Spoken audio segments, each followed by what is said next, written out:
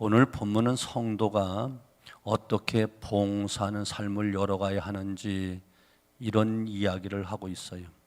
봉사라고 하는 말을 깊이 생각해 보면은 그 안에는 모든 것이 다 포함되어 있는 큰 단어임을 깨닫게 되는데, 봉사는 단순히 일하는 차원만이 아니에요. 거기에는 희생도 있어야 되고, 인내도 있어야 되고, 사랑도 있어야 되고, 땀과 아픔도 있어야 되고, 그 밖에 여러 가지 모든 요소를 다 갖추고 있어야 봉사가 완성이 되는 거예요. 단순히 일만 한다고 봉사가 아니다, 그런 이야기. 봉사는 사실 굉장히 대단한 겁니다.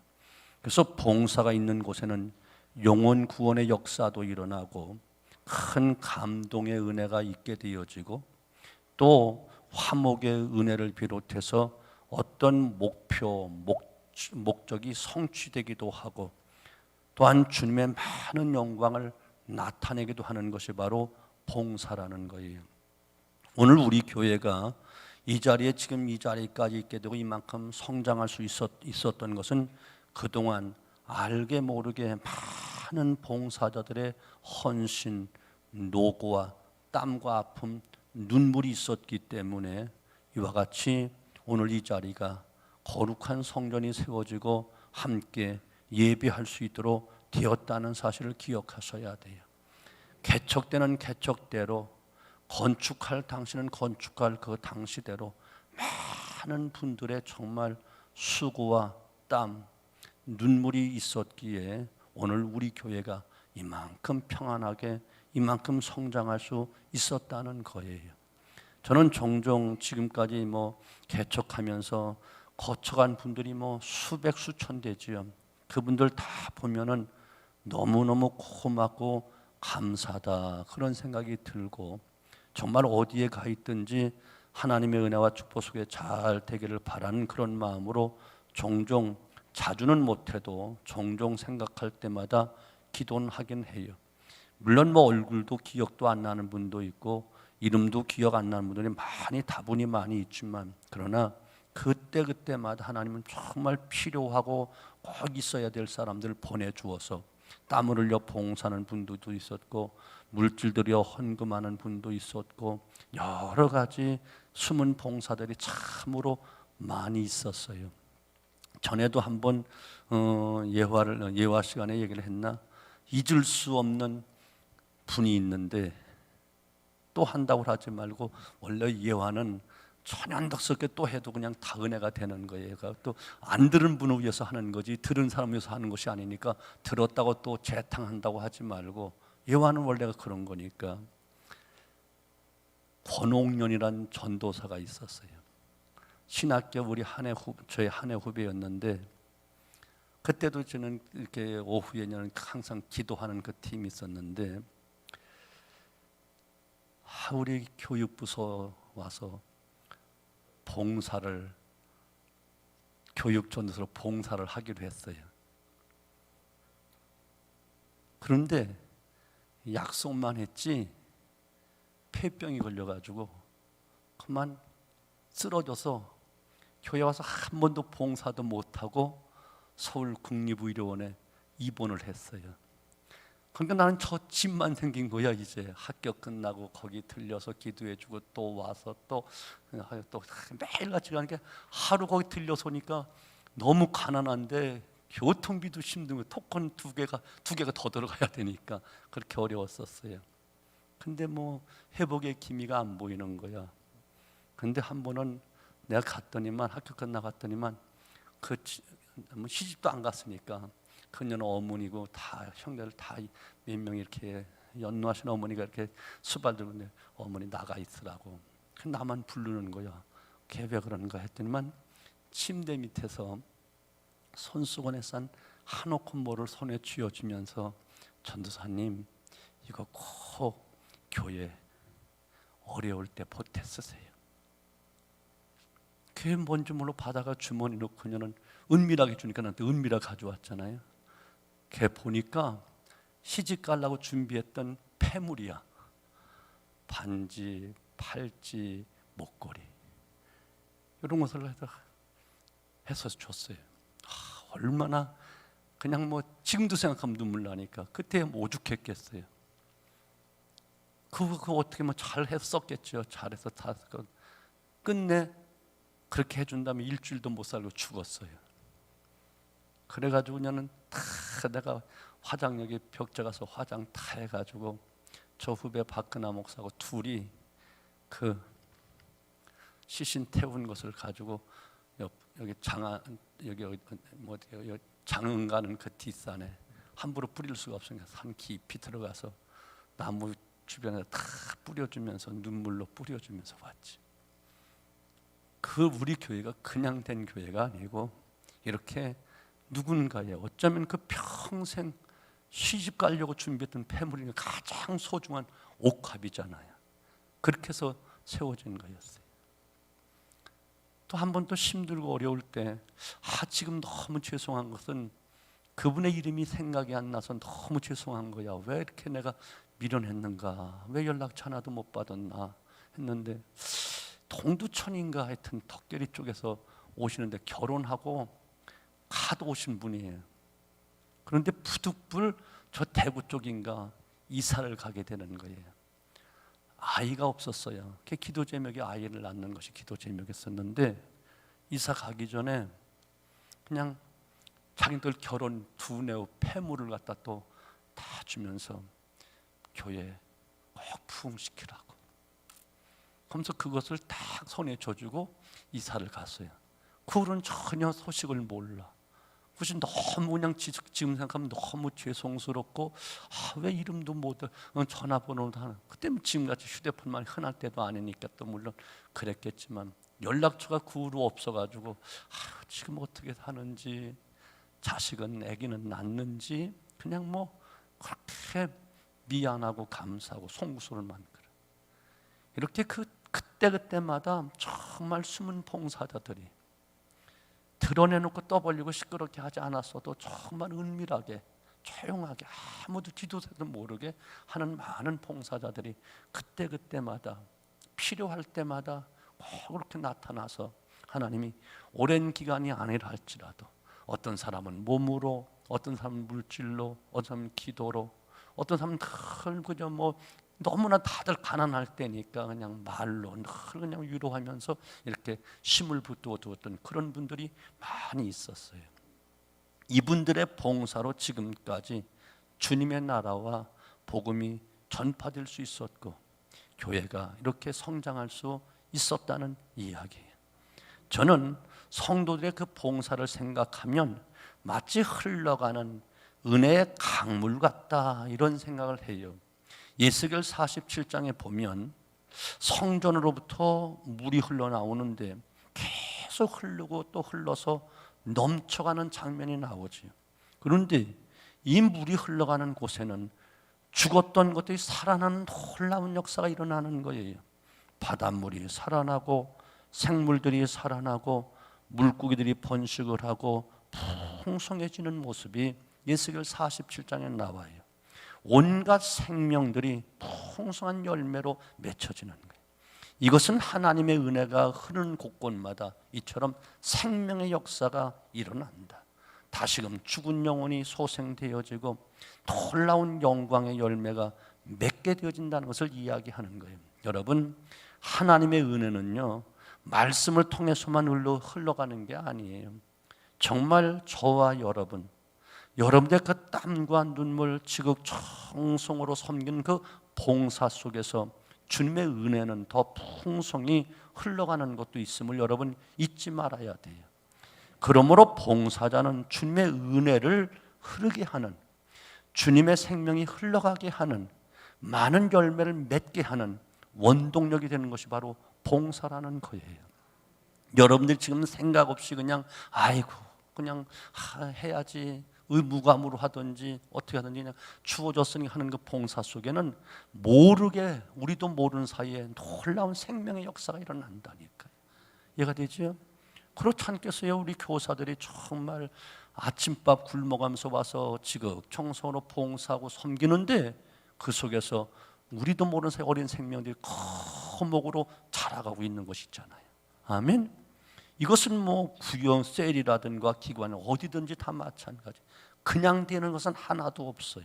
누군가의 희생이 있고 누군가의 봉사가 있고 누군가의 땀이 있기 때문에 이와 같이 새 생명의 역사가 일어나고 놀라운 하나님의 영광을 드러내게 되는 줄로 의심 없이 믿습니다.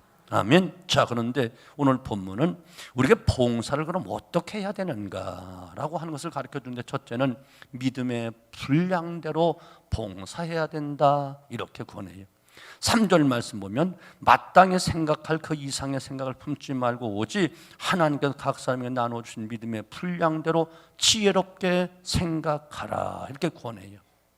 원어 성경에 보면 내 자신을 이해하고 지혜롭게 생각하라 그런 뜻을 갖고 있어요. 무엇이 지혜로운 생각인가? 먼저 자신을 이해하라는 거예요.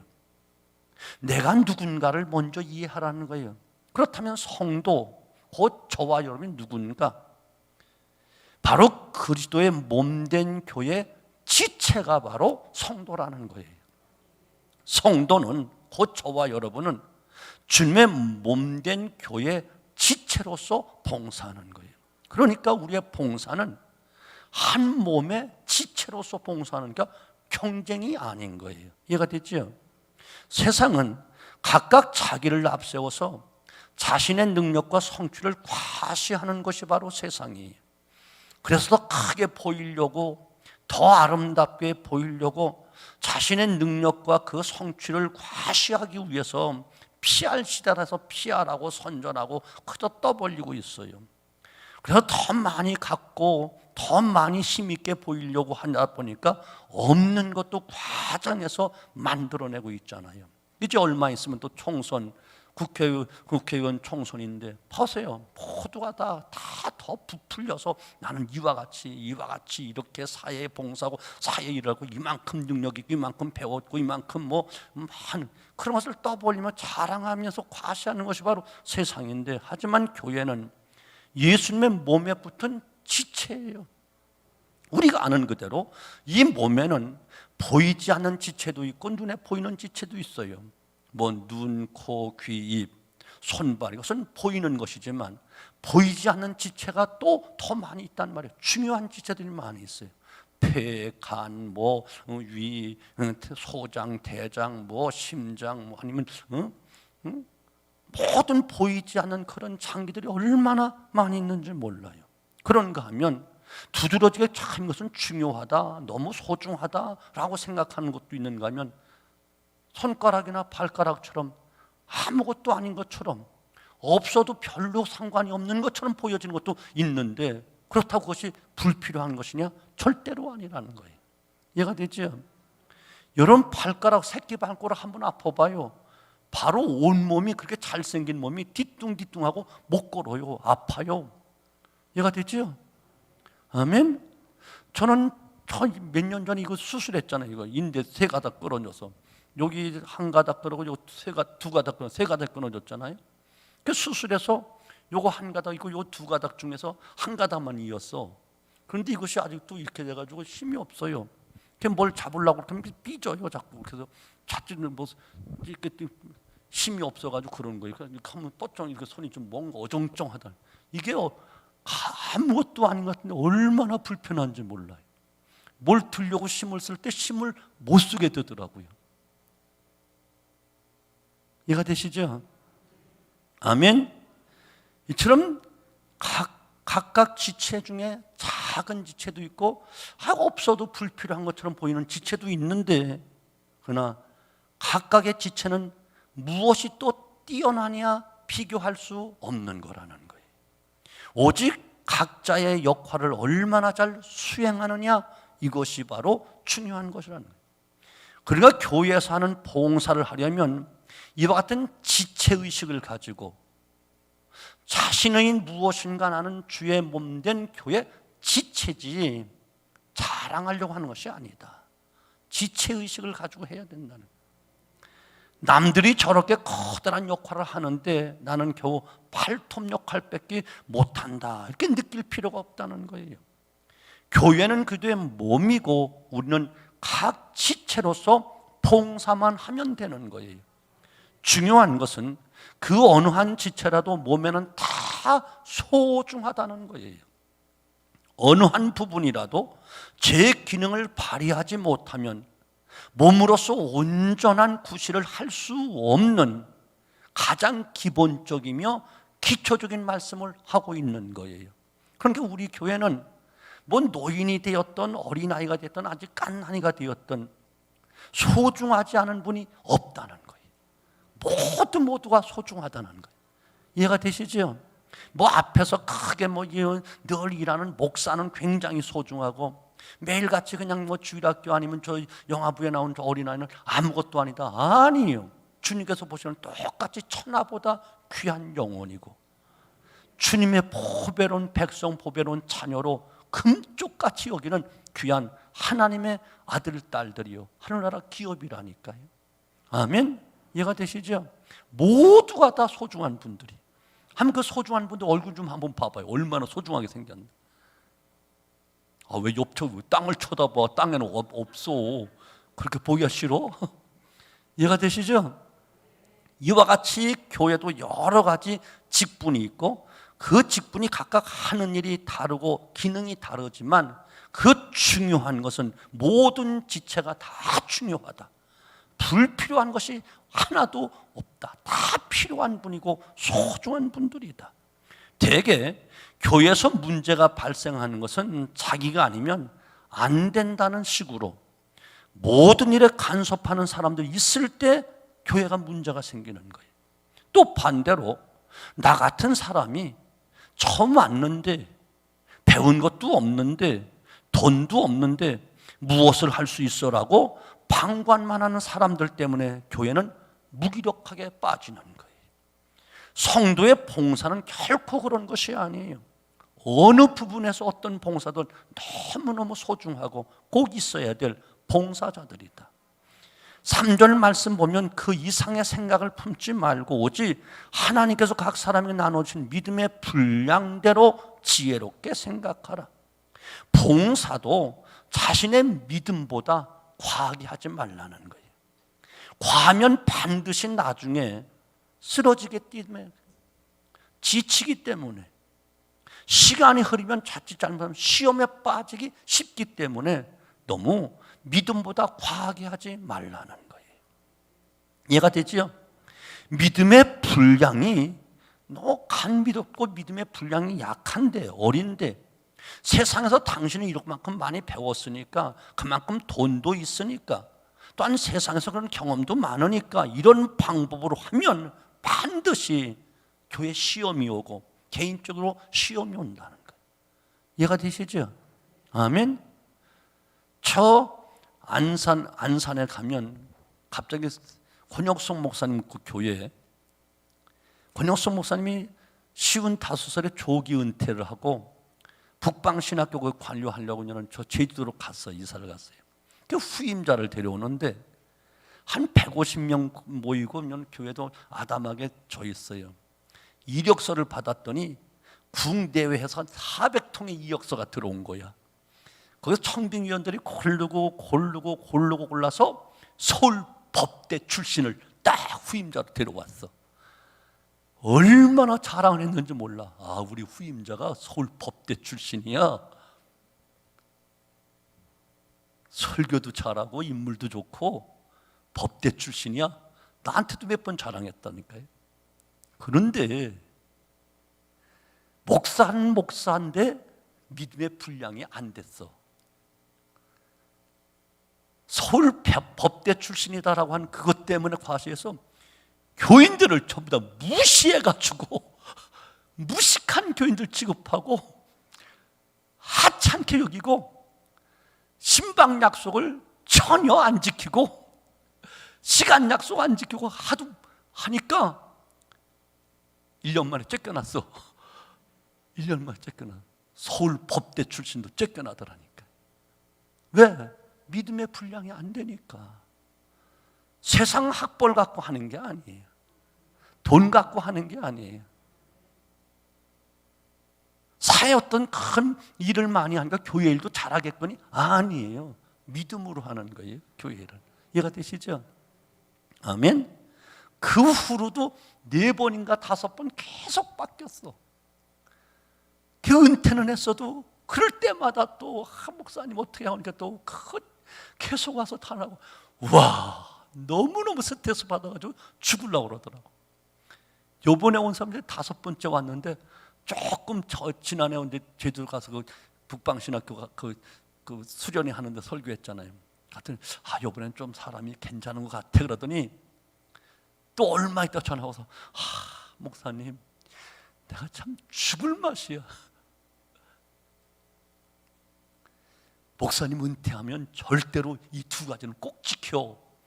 그러면, 그렇지 않으면은 목사님도 은퇴해놓고는 그냥 은퇴도 아니고 힘들어 죽겠고, 교인은 교인들이 죽겠고, 1-2명 슬그머니 빠져나가면 괜찮겠는데 10명, 20명 한꺼번에 와가지고 도저히 목사님 얼굴 생각하고 목사님 때문에 그냥 붙어있려고 했는데 도저히 더 이상 우리 영혼이 죽어서 못 살겠어요 하면서 때를 지어 빠져나가는 데는 막 피가 말르더래. 충분히 이해가 되죠. 그렇게 개척해서 고생해서 교회 쪽에서 정말 알콩달콩했는데 후임자가 와가지고 그냥 잘 은혜스럽게 잘 하면 좋은데 그게 안 되니까 빠져나갈 때 그게 정말 피눈물이 날 만큼 마음이 아프다고 그러는데 나는 충분히 이해가 되더라고요. 이해가 되시죠? 사랑하는 성도 여러분, 믿음의 분량대로. 이 말은 다른 또 웃으면 독자적으로 이런 의미가 있어요. 개별적 사안이기 때문에 스스로 결정할 일이라는 거예요. 믿음의 분량은 옆 사람이 잘 모른다는 거예요. 오래 다녔기 때문에 믿음 좋은 것도 아니고, 잘생겼다고 믿음 좋은 것도 아니고, 사회에서 큰일 많이 한다고 믿음 좋은 것이 아니기 때문에 누가 강요해서 할 일이 아니라는 거예요. 이해가 되시죠? 그게 독자적으로 그런 의미가, 믿음의 분량대로 그 뜻에는 독자적으로 이런 뜻도 있다는 말이죠. 그러니까 개별적인 사안이기 때문에 스스로 하나님 앞에서 자기의 믿음의 분량대로 자원해서 주의 일을 감당하라는 거예요. 어떤 예부의 강제에 의해서 결정해서 영향을 받지 않도록 조심하라는 거예요. 영적으로 성숙하지 못한 교인이 어쩌면 남의 이목 때문에 준비가 안 된 상태에서, 성숙하지 못한 상태에서 중직을 맡거나 예를 들어 기관에 장이 되거나 하게 되어지면 이건 그 기관이 한 해 동안 정체가 되는 거예요. 이해가 되죠? 그 기관에서 할 때 우리 돌아가면서 해, 이것이 가장 나쁜 방법이에요. 돌아가면서 하는 게 아니에요. 믿음의 분량대로 해야 되는 거예요. 아멘.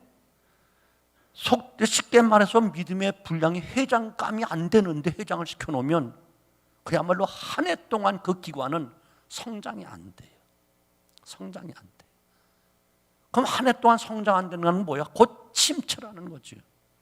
그래서 교회가 힘을 잃어버리는 거예요. 처음에는 시킬 때는 좋은데 시켜놓고 보면 너무너무 답답한 거야. 너무너무 모르는 거야. 너무너무 세상적인 거야. 그러면 시험 들죠. 그렇다고 가르치려고 하면 또 월권한다고 시험 들죠. 서로가 시험 드는 거예요. 그래서 믿음의 분량대로 해야 된다, 이렇게 이야기하는 거예요. 봉사는 부족하면 부족한 대로, 연약하면 연약한 대로 우리 성도들이 하나님 앞에서 솔직한 태도를 취하는 법을 먼저 익혀야만 되는 거예요. 이것이 믿음의 분량대로 행동하는 기본이 된다는 거예요. 이해가 되죠? 오직 믿음의 사람은 주님의 몸된 지체로서 하나님이 주신 그 은혜의 영광을 계속 흘려보낼 수 있도록, 그 은혜가 나에게서 멈추지 않도록 계속 흘러가서 누군가에게 선한 영향을 끼쳐서 새 생명의 역사가 일어나고 열매 맺는 역사가 일어나고 교회나 기관이 부흥되도록 해야지만이 이것이 정상적인 성도의 봉사라는 거예요. 이해가 되죠? 두 번째는 각각 자신에게 주어진 은사를 따라 봉사해야 된다, 이렇게 6절로 8절 이야기하는 거예요. 우리에게 주신 은혜대로 받은 은사가 각각 다르니 혹 예언이면 믿음의 분량대로, 혹 섬기는 일이면 섬기는 일로, 혹 가르치는 자면 가르치는 일로, 혹 위로하는 자면 위로하는 일로, 구제하는 자는 성실함으로, 다스리는 자는 부지런함으로, 긍휼을 베푸는 자는 즐거움으로 할 것이니라. 하나님이 주신 은혜대로 각각 받은 은사가 다 다르다는 거예요. 어떤 이에게는 예언의 은사가 주어지고, 어떤 이에게는 섬기는 은사가 주어지고, 어떤 이에게는 가르치는 은사가 주어지고, 어떤 이에게는 위로하는 의사, 어떤 이에게는 구제하는 은사 등등 모두에게 주어진 은사가 각각 다르다는 거예요. 그래서 은혜를 받은 은사가 각각 다르다. 6절은 이렇게 시작을 하잖아요. 한 사람이 모든 것을 다 잘할 수는 절대로 없어요. 그래서 교회는 은사의 다양성을 인정해야만 되는 거예요.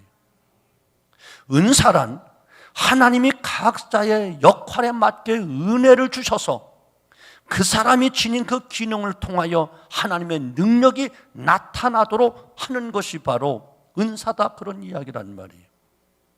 월요일 날 우리 교회에서 노예를 준비를 하기 위한 그런 노예 준비팀들이 모였는데 그날 6개 회의를 했어요. 그런데 조금 좀 그런 거 좀 좋아하는 스타일도 있고, 조금 좀 나뉘면 후배들이 어떻게 하겠는가, 이거 내가 노예 체계를 잡아야 되겠다, 내가 여기도 끼고 저기도 끼고 다 끼는, 그러니까 회의가 하루 종일 가는 거야. 목사 정도 되면 맡기면 다 할 수 있어, 상비부는. 근데 내가 꼭 거기야지만 된다는 몇몇 주장하는 사람이 있어. 그 사람이 고시부에도 있고, 여기도 있죠. 고시부는 저기 서울에서 고시부를 치르고 되니까 그거 끝나서 올 때까지 기다려줘야 되고, 또 어떤 사람은 또 늦게 또 시간 맞춰서 와야 되고, 그러니까 어떤 사람은 4가지를 맡고 있고, 어떤 사람은 1가지 때문에 와서 하루 종일 기다리고 있고. 그래서 참, 근데 후배들도 불평이 많죠. 혼자 다 해먹으려고 그런다고, 잘난 척한다고, 선배니까 말을 못하면서 그냥 그렇게 뒤에서 몇몇이 다 그냥 중요한 요직, 정치부라든가 또 무슨 고시부라든가 그 아주 중요한 요직은 자기들이 꼭 끼어서 가지고 노예 질서를 잡아서 후배들 가르쳐야 된다고. 개뿔? 가르칠 게 뭐가 있어? 그러니까 참, 내가 또 뭐라고 잔소리 해봤자 통하지도 않은 걸 갱이 이상한 소리들 같은 거 가만히 있으니까 속된 말로 속에서 불이 나서 못 견디겠고, 또 후배들은 그냥 뿌글뿌글 몇 년만 지나가 봐라, 몇 년만 지나가니까 그때 우리가 실권 잡으면 그냥 하면서 그냥 벨르고 있고. 아이고 참, 목사 세계가요, 목이 4번 끊어져야 될 것 같아. 그거 보면서 참. 11절, 베드로전서 4장 10절, 각각 은사를 받은 대로 하나님의 여러 가지 은혜를 맡은 선한 청지기 같이 서로 봉사하라. 오늘 11절, 만일 누가 말하려면 하나님의 말씀을 하는 것 같이 하고, 누가 봉사하면 하나님이 공급하는 심으로 하는 것 같이 하라. 여기 공급하다 일만 헬란 말은 코레게이란 말인데, 하나님이 아낌없이 주는 것, 그런 뜻이에요. 그러니까 교회 유익을 위해서, 덕을 위해서 정말 주님 사랑하는 마음으로, 교회 사랑하는 마음을 가지고 정말 내가 봉사해야지라고 하면 하나님이 아낌없이 모든 것을 다 주신다는 거예요. 이해가 되죠? 자기를 드러내려고 하고 생색내려고 하고 인기 얻으려고 하고 군림하려고 하고 남을 지배하려고 하니까 하나님 공급해 주지 않지, 정말 교회를 사랑하는 마음 가지고, 영혼 사랑하는 마음 가지고, 구속받은 그 은혜가 고맙고 감사, 정말 봉사, 정말 주님의 몸된 지체로서 봉사하려고 하면 하나님이 모든 것을 아낌없이 주신다는 거예요. 은사가 필요한 자에게 은사 주시고, 지혜가 필요한 자에게 지혜 주시고, 사람의 손길이 필요하면 사람 붙여주시고, 물질이 필요하면 물질 주시고, 다 아낌없이 주신다. 그것이 뜻이에요. 그 바로 공급하다, 이 말은 바로 코레게이란 말인데, 아낌없이 준다. 여러분, 그래서 항상 어떤 봉사라도 어떤 직분이든 교회 유익을 위해서, 교회 덕이 되기 위해서 봉사하고자 하면, 직분 감당하고자 하면 하나님께서 아낌없이 능력도 주시고 축복도 주시고 은혜도 주셔요. 아멘. 그러므로 봉사는 항상 내 힘으로 하는 것이 아니고, 내 능력으로 하는 것이 아니고, 그렇다고 세상 방법으로 하는 것도 아니고, 어떻게 하라고요? 만일 누가 말하려면 하나님 말씀을 하는 것 같이, 누가 봉사하면 하나님이 공급해 주시는 것 같이, 하나님이 은혜 주셔서 했어요, 지혜 주셔서 했어요, 능력 주셔서 했어요. 아멘. 하나님의 영광을 위해서 이렇게 하라는 거예요. 그러면 아낌없이 주신다는 거예요. 아낌없이 주신다는 거예요. 하나님이 주신 그 은혜, 그 은사, 그 능력 가지고 해놓고도 내가 교회에서 모든 봉사는 내 서방이 죽어야지만 사는 거지, 오직 주 예수, 주 서방만 살아야 돼. 아멘. 나와 내 서방은 죽고 오직 예수 서방만 살아야지만 교회가 은혜가 되고 덕이 되고 복이 되는 것이지, 내가 나오는 순간 내가 했어, 내가 할 거야, 내가 잘하지, 내가 능력 있어, 내가 잘했어, 내가 나오는 순간 그 신앙도 교회도 더 이상 성장이 없다는 사실이에요. 베드로가 자기 힘으로 무엇을 하려고 할 때는 100번 다 실패했어요. 주님 길을 가로막고 절대로 그리 할 수 없습니다라고 했을 때 오히려 책망을 받았고, 말고의 길을 그냥 용감한 척하면서 말고의 길을 말고라고 하는 그 병사의 길을 짜는 폭력자가 되었고, 끝내는 주님을 부인하는 비겁한 자가 되었고, 빈 그물이나 씻고 있는 실패자가 되고 말았어요. 그러나 하나님이 주신 그 은혜로 봉사했을 때 베드로는 많은 병자도 고치고 영혼도 구원하는 능력 있는 사도가 되고, 마지막 순교의 사명까지도 잘 감당하여 하나님의 영광을 최고로 드러내는 신실한 주님의 제자, 수제자의 그 자리를 앉게 되었다, 그런 이야기입니다. 하나님은 봉사하려는 자에게 거의 그 일에 합당한 모든 은사를 다 주시도록 되어 있어요. 아멘. 일을 맡기면 거기에 합당한 능력, 거기에 합당한 무기, 연장을 반드시 주신다니까요. 그러므로 세상에서의 자신의 재능이나 능력이 없어도 상관없어. 아멘. 세상 지식이 없어도, 세상에 돈이 없어도, 세상에 인기가 없어도 정말 주님을 사랑하는 마음 가지고, 교회를 사랑하는 마음 가지고 하면 거기에 필요한 모든 걸 하나님이 다 공급해 주신다. 아멘. 이것이 하나님의 방법인 거예요. 이해가 되시죠? 모세를 보세요. 자기 능력으로 하려고 할 때는 패배자가 되고 살인자가 되어 애굽으로 광야로 도망가는 도망자가 될 수밖에 없었어. 40년 동안 광야에 묻혀서 아무것도 할 수 없고, 저기서 나이조차 늙어서 아무것도 할 수 없을 때, 그 주변에 부하들이 있는 것도 아니고 측근들이 있는 것도 아니고 아무것도 없을 때, 그때야 비로소 하나님께서 들어서시잖아요. 이것이 하나님의 방법이. 이해가 되시죠? 다 성경 속의 위인들이 하나님께 들어쓰임 받은 사람들이 자기 능력, 자기 실력, 자기 어떤 배경이 있을 때 절대로 쓰지 않았어요. 다윗 왕에게 왕관을 세워주신 분이 사울이 아니에요. 아버지 이새가 아니에요. 형들이 아니에요. 주변의 부하들이 아니에요. 누가 세워줘요? 하나님이 세워주셨어요. 요셉이 애굽의 총리가 될 수 있었던 것은 아버지 야곱이 해준 것이 아니에요. 아버지 사랑받을 때 총리가 된 게 아니에요. 오히려 형들로부터 미움받고 팔려갔을 때, 보디발에 또 인정받아 또 칭찬받을 때, 가정총무이 있을 때 된 것이 아니에요. 억울한 눈을 쓰고 감옥에 갔을 때, 모든 줄이 다 끊어졌을 때 하나님이 그를 들어서 쓰신다. 이런, 하나님은 항상 이런 방법이에요. 이해가 되시죠? 그러면 나는 사회적으로 세상적으로 없다고, 배운 것이 없다고, 가진 것이 없다고, 못한다고? 아니요. 그럼 평생 못해. 난 또 이만큼 배웠으니까, 이만큼 가져서 이만큼 한다고, 그것 가지고 안 돼. 이해가 되죠? 오직 주님을 믿는 믿음의 분량, 하나님이 주신 그 은사 따라서 우리는 주의를 하는 것이다. 이해가 되시죠? 이 은혜가 있기를 주님의 이름으로 축원합니다. 마지막 한 가지, 봉사의 원칙은 사랑이라는 사실을 기억하셔야 돼요. 사랑으로 봉사해야 돼요. 오늘 9절 말씀, 사랑에는 거짓이 없나니 악을 미워하고 선에 속하라 말합니다. 사랑이란 철저히 자기 중심적인 이기심을 깨뜨리고 상대방을 위해서 하는 것에서 출발하는 거예요. 봉사하려면 먼저 자신을 활짝 오픈해야 돼요. 나를 열고 내 것을 주어야 은혜의 역사가 일어나는 거예요.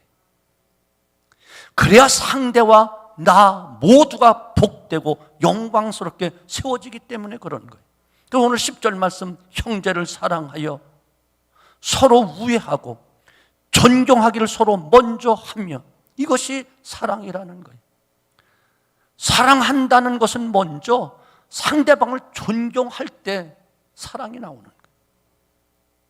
봉사한다고 하면 자기 이익과 자기 유익을 챙기는 것은, 자기 권위를 세우는 것은 은혜의 물길을 가로막는 그 일밖에 안 되는 거예요.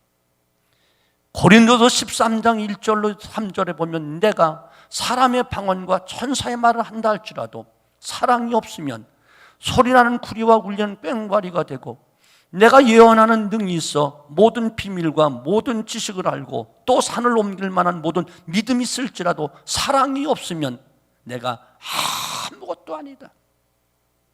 내게 있는 모든 것으로 구제하고 또 내 몸을 불사르게 내어준다 할지라도 사랑이 없으면 내게 아무런 유익이 없다.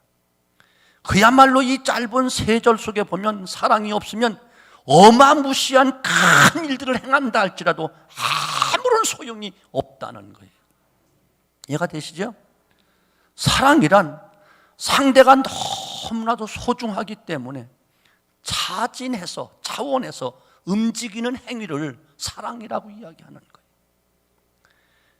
주님은 우리를 너무너무, 우리는 죄인 중에 괴수고 티끌만도 못하고 전적 부패, 전적 타락했는데도 너무너무 우리를 사랑하셔서, 지렁이만도 못한 우리를 너무너무 사랑하셔서, 아멘, 자진해서 이 죄악 세상에 뛰어내려오시고 자진해서 십자가 지시고 자신에서 그 생명 받자 우리를 사주시고, 내가 너를 보배롭고 존귀하게 여긴단다.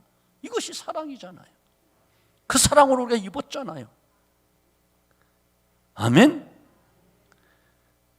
우리도 주님을 그래서 사랑할 이유가 바로 거기 있는 거예요.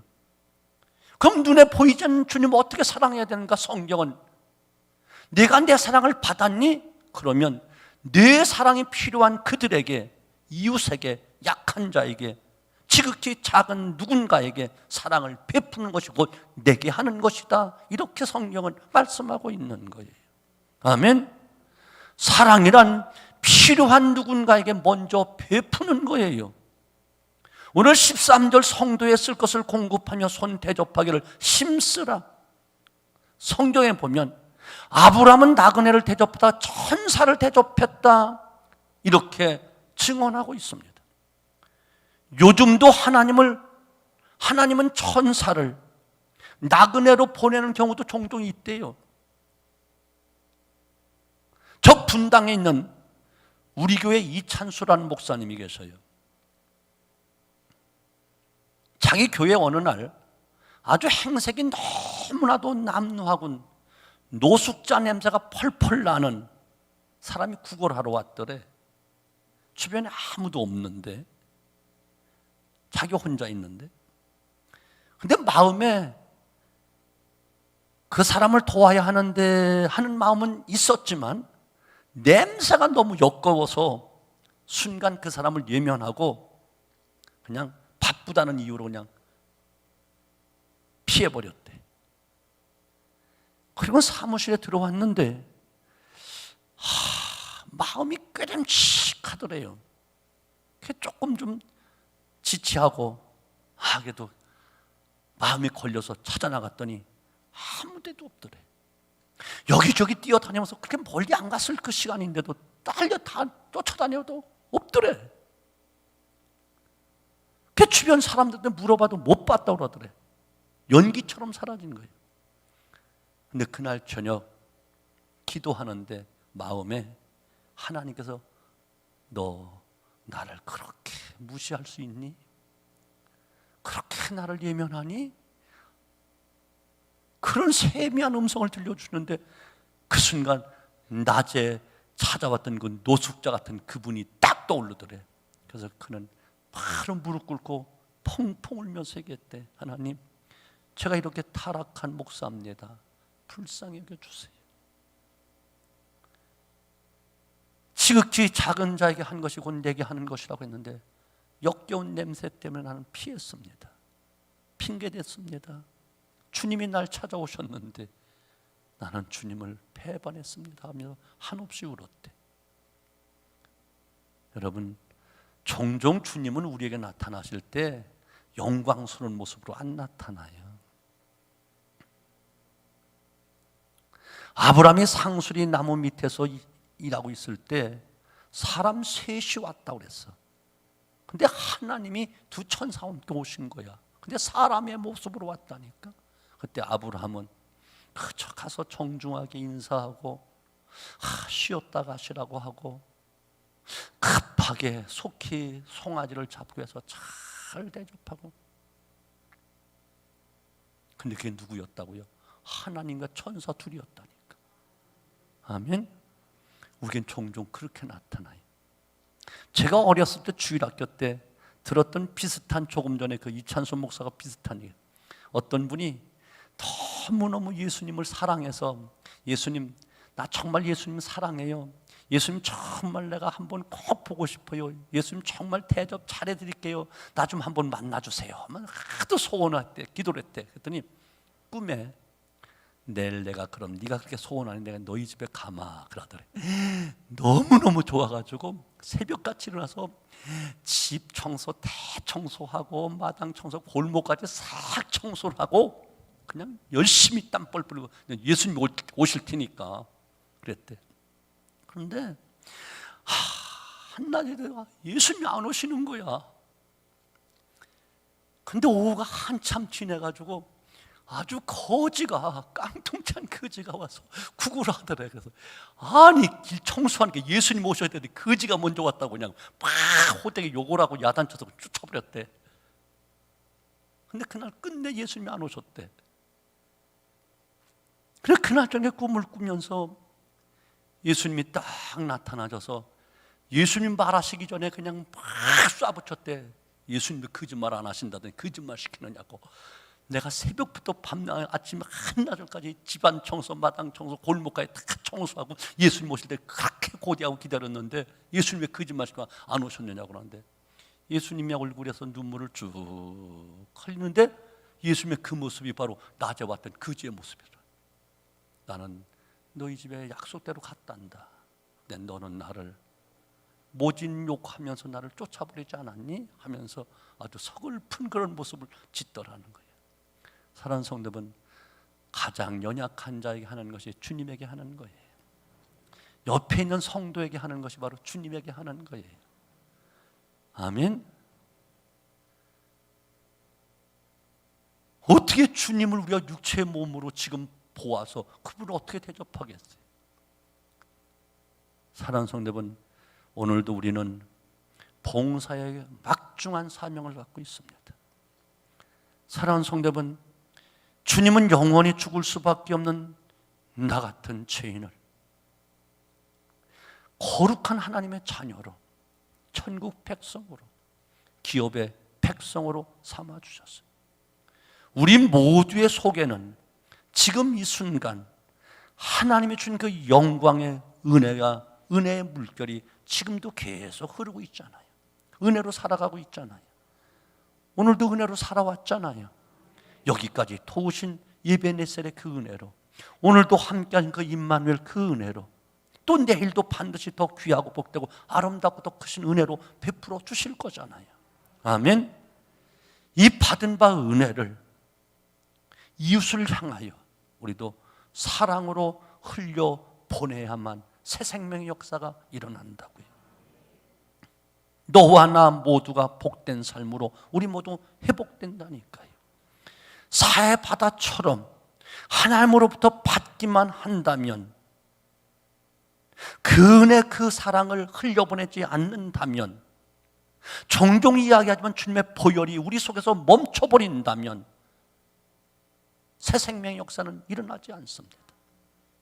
주님의 보혈이 더 흘러가야만 됩니다. 주님의 은혜가 더 흘러가야만 됩니다. 은혜의 강수가 흘러가야만 새 생명의 역사가 일어나고, 주님의 보혈이 계속 흘러가야지만 놀라운 구원의 역사가 일어납니다. 제가 요즘 제일 마음 아픈 거, 그리고 만나는 사람에게 하는 말이 있어요. 정말 편안하고 아름답고 행복한 나라를 우리 다음 세대에 물려줘야 되는데 나라가 이렇게 어려워지니, 힘든 나라를 우리 자녀 세대에 물려주면 어떡할까? 이번 이 사태로 말미암아 대통령은 50조를 갖다가 긴급 재정으로 쏜다. 또 어제 경제회의 하더니 또 50조를 갖다. 그럼 100조야. 나는 줘도 못 써. 그렇게 주면 다 빚인데, 우리 자녀 세대는 그냥 빚에 쪼들려서 허덕이다가 끝난다니까.